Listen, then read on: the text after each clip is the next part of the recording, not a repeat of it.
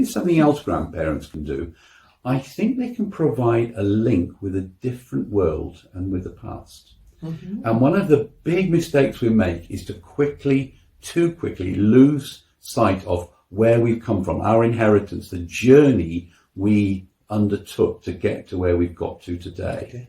And one of the great things they do at school sometimes is they send the children home and they say, go and interview your grandparents about this part of their lives. They lived through this particularly historic moment. What was it like for them watching the first man walk on the moon or whatever it may be? And there's something about hearing the people that were there actually tell their story that's like nothing else. It's better than a textbook. It's better than a video. It's better than TikTok. It's better than the news. Sure. And it's powerful. And you see that in the Bible. It says, to Moses, and it says to the people, tell your children what you saw. You saw the Red Sea open. You actually walked through on dry ground. It was you that did it. Make sure your children and your grandchildren know they need to hear it from you because it makes it real to them. So I got stories from my father about his life, and it was real to him, and it implanted something in me, and I can pass it on to my grandchildren, and it's not distant. It brings them close to those major historical events which form us, which form our character, which form our values, which form the way we go about life. And grandparents can be an incredibly important link to the past, to our spiritual journey, where we've come from as a family, as believers, and so on. Yeah. Yeah. And the grandchildren really want to know these things. We need to tell our story. There were questions asked us, and we said, we'll bring photos, asked about her dad.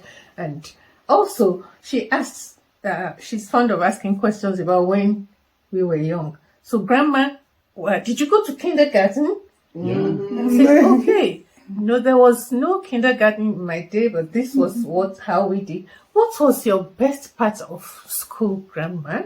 I said, okay, when I was in class or lunch break, or how old were you? And when I tell her, her face would light up and she'll have a lot of questions. I went to primary school when I was four. They allowed you into school then? Well, it's just when they want you, they do want to know it, but they sort of say, well, Grandpa, can you tell us what it was like when they built the pyramids or something like that? Don't go quite that far back, And the other thing is they love you to tell them stories about when their own parents were small. Especially if they were mischievous or something. They all love to hear stories about their own parents. That's true. How you two met, how you met as grandparents, because it's a revelation, a shock to them to find out you were young once as well. They've got no idea of that, Yes, they like to hear. I would show them photographs, but the fashions were so terrible in those days, and my hair looked so awful. I don't really want them to see, but yes. I take the photos. And even stories about difficulties that you faced.